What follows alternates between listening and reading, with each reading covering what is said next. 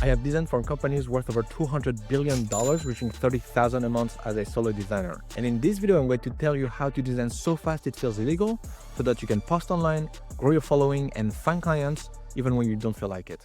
The strategy is that we're going to use design from real products as a foundation to our work and come up with our own concepts. I love this strategy because it saves us a lot of time. We don't need to come up with new ideas every time we want to design something. And it's also a great resource to learn industry standards for specific flows or features that we maybe don't know about. And so I'm on Mobi.com. It's a great platform that I use every day. There's a ton of design for desktop, mobile apps, and now they also have websites. I know there are other platforms out there, but that's the one that I'm using.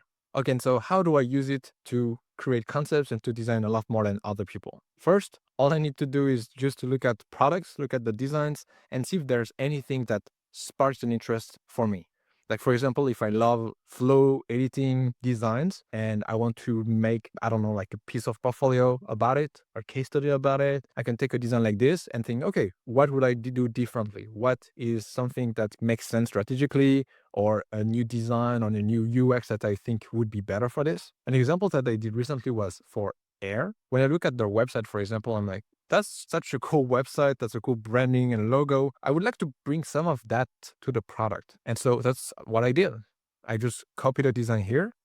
Then I go on Figma and I just drop it there. If you have also a professional subscription on Figma, you can probably use Figma Make. Copy there, create the design from the reference, keep the dimensions 1920 by 1200 pixels, something like that. And it's going to create something like here it did this. It's not the best. I think you could have some people as well to go faster. And you can imagine if you have to replicate this whole design with all those icons, the text, it can be a nightmare. Like it can take several hours to do that if you're really conscious about it and you want to make a design system for it. I usually try to keep it light on this. And I also like to start from a white canvas. And so all I do, for example, once I have this, is I create a frame around it, 1920 by 1200. And then my job or my process is going to be about destructuring what the design is about. I can see the sidebar navigation here. I can see the top section as well with some search related to the board, some CTAs at the top, and then the main canvas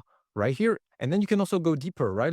Okay, there is this navigation here, and then you have the headline with some secondary actions here. Then there is the board, a component. You can go really, really deep into the product and into the design. And so for me, that's kind of the process, how I start with it. And you can see from what I've done for this redesign is I started with outlining how I would think about, okay, how do I redesign this? What's the goal? What's the strategy behind it? This strategy is really good because you can use it to post online. You can use it to build your portfolio. You can also train your design skills because, in my opinion, the only way to grow as a designer is if you don't have a mentor or you don't have work, it's just to copy from other designers who are better than you. And to me, that's the easiest way to do that. It's also an amazing way to improve your design taste and your strategic thinking because, in my opinion, these are the only two skills that are going to help you stand out against AI. And again, I don't know any other better way to do it because you already have a design made. You don't need to think about what's the copy about, what's the page about, what's the industry, what's the layout, what's the navigation.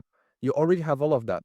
So now all you have to do is kind of build your own little library of components, of design references to improve your taste as a designer. And then think about the strategic aspect of it. Why is it this way? You question everything and you try to think about and strategize, what could I do differently? What could be one way to modify this design and make it better? That's what I did for Air and this redesign. I thought, okay, maybe we can make it lighter.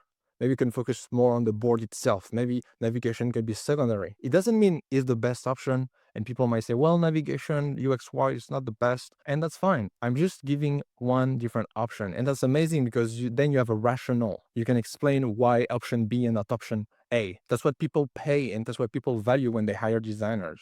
Because nowadays, in 4 hours, you can have a design up and running. You can have a features up and running. You can create a new web app like that in an afternoon. So now it's all about the taste that you have as a designer that you bring in and the rational and strategic thinking behind your decisions. And also remember that the goal isn't to steal other people's work and say that it's yours. The goal, if you share online those design and those ideas, is to say that it's a concept and also say where it comes from. And who knows, maybe the people who make those, who make the website or the product are going to see it and love it and hire you for something. That's it at the end of the video. I really hope you liked it. Make sure to leave a like and subscribe, and I'll see you for the next one. Bye.